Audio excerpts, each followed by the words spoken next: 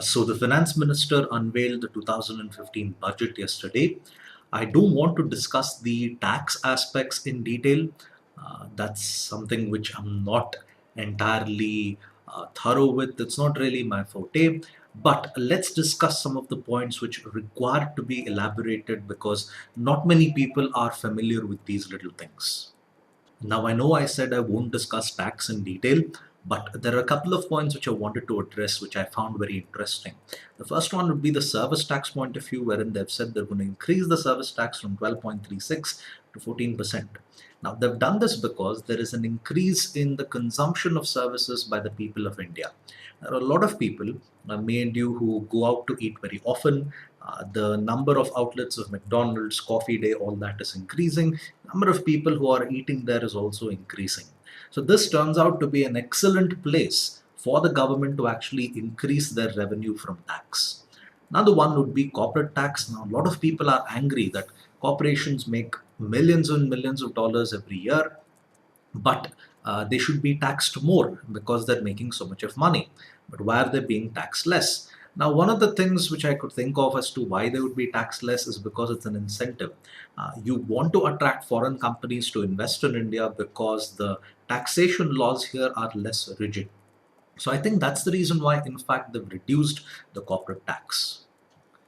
Now, deferment of GAR. GAR is not something which many people are familiar with. It refers to general anti avoidance rules. This refers to foreign institutional investors, that is, other companies who are buying shares in Indian stock markets, that is, foreign companies buying shares in Indian stock markets. Now, many foreign companies like to invest in Indian stock markets because they are given tax incentives. That is, you can make a lot of money in Indian stock markets, and it's not required that you have to declare everything.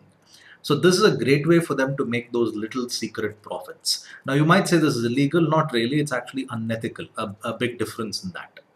Another one is Section 6 of FEMA to be amended.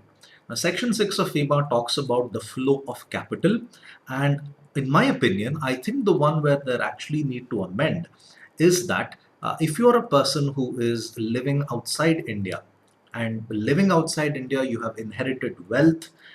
In case you have inherited any property, all that, there is very little rule when it comes to declaring all this. So you could be someone who is a wealthy businessman staying abroad and buying a lot of property there and making yourself rich. But it's not entirely necessary that you have to go about declaring it. So I think that's the part where they actually want to amend in Section 6 of FEMA. The other 3 points that we have here is making the bond market equivalent to equity market. According to me, this is a long shot because the equity market in India itself is not so active. Most of the stock exchanges in India are open for maybe 6 or maybe 7 hours a day, compared to international stock exchanges, which many of them are open like almost throughout the day and almost throughout the year. So making the bond market equivalent to equity market is a very challenging thing to do. I'm really not sure how they plan to go ahead and do that. The other two interesting points that you have there is the postal network for banking. Many Indians do not have access to banking facilities, and you can't really blame banks for this. For example, if I was a bank and I would expand my operations in urban India because a lot of people in urban India have more money, and that's what banks need. You have banks today wherein minimum deposit needed is 10,000, 20,000, and so on. So if you go ahead and establish in rural India, the amount of money, the amount of deposits, all that you would be receiving there is very small in value. So this is why many banks refuse to put up their branches in rural India. It's not very profitable for them. But on the other hand, the postal network is an excellent way in which you can get people to be involved in banking. I hate the concept of people putting money in those powder dabbas under their beds or hiding money inside their house. That won't make your money grow. And that's terrible for the economy if you're doing that. So, making the postal network utilized for banking is really going to be a clever thing to do. The last one there is the new bankruptcy law.